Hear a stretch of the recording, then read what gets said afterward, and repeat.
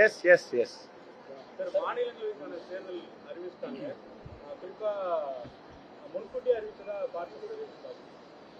அவங்களுக்கு எது வசதியோ மோடிக்கு, எலெக்ஷன் கமிஷனுக்கு, எலெக்ஷன் கமிஷன் யாரால் இயங்குகிறது என்று தெரியும், யாரால் இயக்கப்படுகிறது என்று தெரியும்.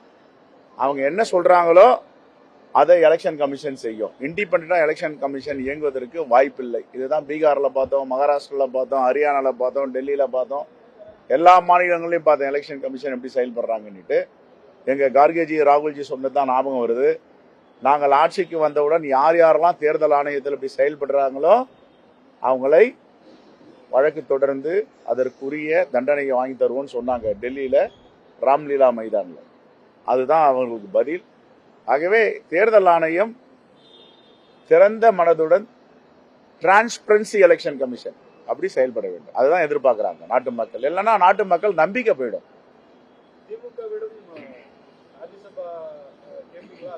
அது அது செய்யும். நான் எலெக்ஷன் பர்வியூ அவர் ஹைகமாண்ட் ஏஐசிசி அவங்க என்ன டிசைட் பண்றாங்களோ அதான். Okay, right, thank you.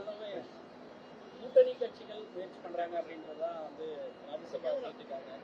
Already high command பேசியிருக்காங்களா இப்படி இருக்கு? ஏன்னா ஈரோடு கிழக்கு நீங்க ஆல்ரெடி விட்டு கொடுத்துருக்கீங்க. சரி, ஓகே. அந்த நல்ல செய்தி வரும்போது உங்ககிட்ட பகிர்ந்துக்கும். உங்ககிட்ட சொல்லாம நாங்க எங்க போறோம்? 4வது தூண் நீங்க தான். உங்களுக்கு தெரியாம எதுவும் நடக்காது. 3 தூண் இருக்கும். உங்க தூண் இல்லைன்னா கீழே விழுந்துரும். அதனால உங்ககிட்ட சொல்லுவோம். தேங்க்யூ.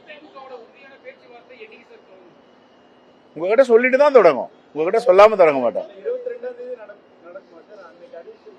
நடக்கும் நடக்கும் என்று நாங்கள் நம்புகிறோம். கண்டிப்பா நடக்கும். நீங்களும் நம்புங்க.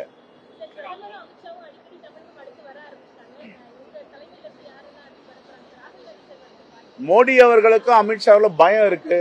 ஏதாவது தமிழ்நாட்டில் போயிட்டு ஒரு மாற்றத்தை ஏற்ப முயற்சி பண்றாங்க. 2 முறையில 4 முறையில 400 முறை வந்தாலும் அமித்ஷாவால் மோடியால் தமிழகத்தில் எந்தவித மாற்றத்தையும் ஏற்படுத்த முடியாது. தமிழ்நாடு மண் பாஜக RSS உரிய மண் இல்லை. இது சமூக நீதிக்கான மண், விழிப்புணர்வு உள்ள மண். தமிழ்நாட்டு வாக்காளர்கள், தமிழ்நாட்டு மக்கள் புத்திசாலிகள். அவ்வளவு எளிதாக பிஜேபி ஏமாற்ற முடியாது.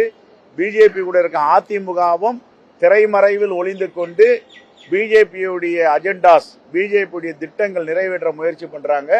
தமிழ்நாட்டு மக்கள் தக்க பதிலடி கொடுப்பாங்க.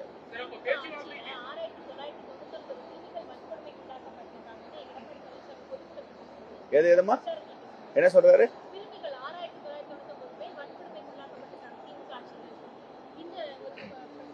எடப்பாடி பழனிசாமி இதை பேசும்போது பொள்ளாச்சி சம்பவத்தை பேசிட்டு எல்லாத்தையும் பேசணும். பொள்ளாச்சியில என்ன நடந்தது, பொள்ளாச்சியில பெண்கள் எப்படி வன்புணர்வுக்கு ஆளானாங்க, இது செய்தது யார், எத்தனை அதிமுக காரர்கள் கைது செய்யப்பட்டாங்க, அவர்கள் என்ன பொறுப்புல இருந்தாங்க, இதையெல்லாம் எடப்பாடி பழனிசாமி சொல்லிட்டு, பொள்ளாச்சி சம்பவத்தை சொல்லிட்டு, வாச்சாத்தி சம்பவத்தை சொல்லிட்டு அதுக்கப்புறம் பேச சொல்லுங்க. ஓகே,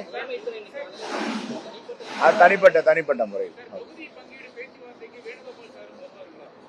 வேணுகோபால் சார் ஏன் வராரு? இந்த கமிட்டி சேர்மன் கிரீஷ் சோடங்கர்ஜி இவர் தலைமையில நாங்க பேசுவோம். ஓகே, தேவையே இல்லைங்க, எல்லாம் ஸ்மூத்தா போயிட்டு இருக்கு. விடுங்க. Okay, thank you.